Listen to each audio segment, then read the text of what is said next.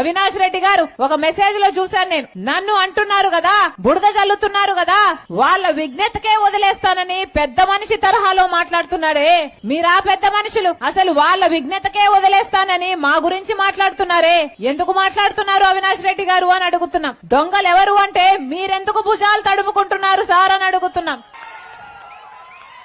ఇన్ని మాటలు మాట్లాడే బదులు, మా గురించి మాట్లాడే బదులు అసలు కేసులో గూగుల్ మ్యాప్స్ కి హత్య చేసిన వాళ్ళకి మీకు సంబంధం ఎందుకుందో మాట్లాడండి. మీ కాల్ రికార్డ్స్, హత్య చేసిన వాళ్ళ కాల్ రికార్డ్స్ ఎందుకు మ్యాచ్ అవుతున్నాయో చెప్పండి. మీరు సిబిఐ ఎంక్వైరీ కావాలని జగన్మోహన్ రెడ్డి గారు సాక్షాత్తు ముఖ్యమంత్రి కాకముందు అడిగిన వాడు, ఆ తర్వాత సిబిఐ ఎంక్వైరీ ఎందుకు వస్తుంటున్నారో చెప్పండి. అసలు మీకు దాచిపెట్టడానికి ఏమి లేకపోతే, భయపడడానికి ఏమి లేకపోతే సిబిఐ ఎంక్వైరీ ఎందుకు వస్తుంటున్నారో చెప్పండి. ఆఖరికి పెద్ద మనిషి వివేకానంద రెడ్డి గొడ్డలి వేట్లకు బలయ్యి ఇల్లంతా రక్తం ఏరులై పారితే సాక్షి ఛానల్లో హార్ట్ అటాక్ అని చెప్పారే, ఎందుకు చెప్పారో మాట్లాడండి. ఇవన్నీ మాట్లాడకుండా దొంగలు భుజాలు తడుముకున్నట్టు మా విజ్ఞతకే వదిలేస్తున్నారట. ఎంత త్యాగమూర్తి, ఏమనాలే ఇట్లాంటి వాళ్ళు. వీళ్ళంతా ఈ రోజు నాయకులయ్యారు. ఒక రోజు ఇదే అవినాష్ రెడ్డి గారిని జగన్మోహన్ రెడ్డి గారు 5 సంవత్సరాల క్రితము ఎంపీగా పోటీ చేద్దాము అంటే ఆఖరికి నేను వివేకానంద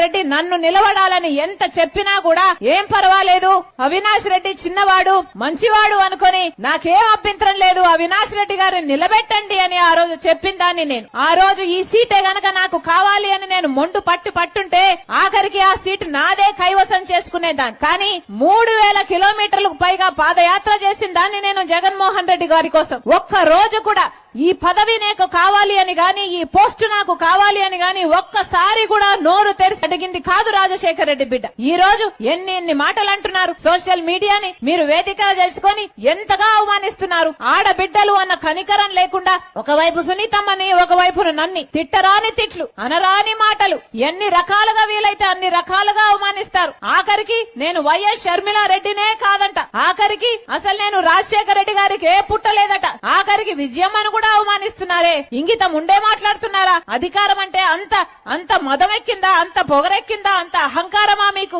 ఏం మాట్లాడుతున్నారు? ఎందుకు ఇచ్చారు మీకు అధికారం? ప్రజలు కదా ఓట్లేసి గెలిపించారు. మరి ఓట్లేసి ప్రజలు గెలిపిస్తే ప్రజలకు ఏం చేశారో మాట్లాడాలి. మళ్ళీ చెప్తున్నాం, ఎలాగైతే రాజశేఖర రెడ్డి గారు, ఎలాగైతే వివేకానంద రెడ్డి గారు కడప ప్రజలకు సేవ చేశారో, నమ్మకంగా ఉన్నారో, అందుబాటులో ఉన్నారో, రాజశేఖర రెడ్డి బిడ్డ ఈ రోజు కడప నుంచి పోటీ చేస్తుంది లోక్సభ. మీకు అందుబాటులో ఉండాలని, మీకు నమ్మకంగా ఉండాలని, మీకు సేవ చేయాలని ఆశపడుతున్నాం. దయచేసి కాంగ్రెస్ పార్టీ హస్తం గుర్తు మీద ఓటేయండి. రాజశేఖర రెడ్డి బిడ్డను గొప్ప మెజారిటీతో గెలిపించాలని ప్రార్థిస్తున్నాం.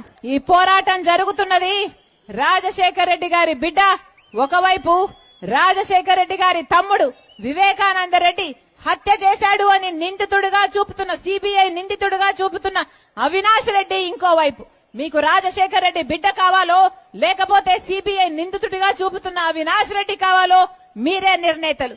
మీరు న్యాయం వైపు నిలబడతారో, అధికారం వైపు నిలబడతారో మీరే నిర్ణేతలు. మీరు ధర్మం వైపు నిలబడతారో, డబ్బు వైపు నిలబడతారో మీరే నిర్ణేతలు.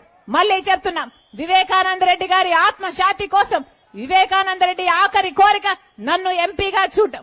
మనస్ఫూర్తిగా ఆశీర్వదించమని రాజశేఖర రెడ్డి బిడ్డను మీకు బలమైతా, మీ బిడ్డనైతా, మీ బాధ్యతను తీసుకుంటా. ప్రతి ఒక్కరు హస్తం గుర్తు మీద ఓటేయండి. రాజశేఖర రెడ్డి బిడ్డ మీ అందుబాటులో ఉంటుంది, మీ బిడ్డ అవుతుంది అని మరొకసారి చేరి వచ్చిన ప్రతి అక్కకు, ప్రతి చెల్లికి, ప్రతి అన్నకు, ప్రతి తమ్ముడికి శిరస్సు వంచి చేతులు జోడించి మనస్ఫూర్తిగా ప్రార్థించుకుంటున్నాం.